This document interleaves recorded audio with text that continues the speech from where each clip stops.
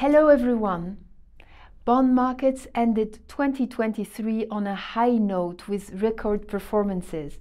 The corporate debt market, for example, returned almost 6% in November and over 4.3% in December. Whether in the US, Europe, or even Switzerland, and in dollars, euro, or Swiss francs, the end-of-year performances were extraordinary. So what should we do now?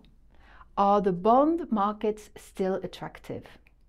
The buoyant activity on new issues market points with no doubt in the direction of a big yes.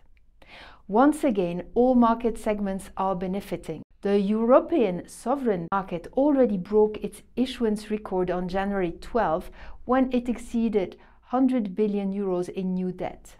It's true that Mexico had already set the tone and revealed the market's appetite on January the 2nd with a record issue of $7.5 billion. European issuers have nothing to envy. January 12th, the order books had already registered over 1,000 billion euros in subscription. The amounts issued were just as stratospheric, with a 225 billion euros issued before the halfway point of the month had been reached. The average coverage ratio of more than 4 times varies according to markets and issuers.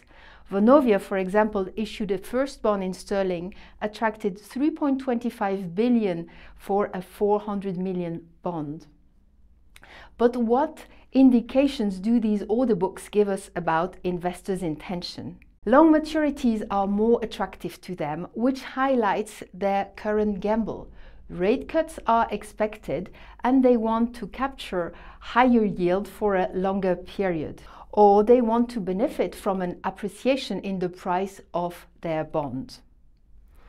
And even if that comes later than expected, the carry, in other words, receiving the coupon, is still very attractive.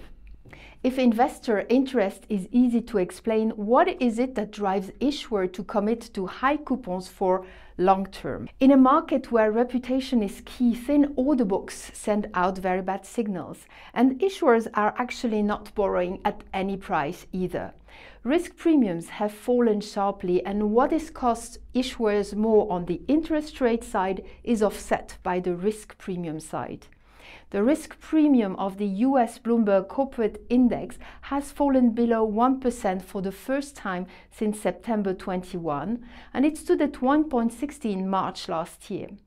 To put this figure into perspective, and in a constant environment, this equals to 30 million less interest expenses on a 500 million 10-year bond issued in January compared to last March. So investors and issuers have found a common ground.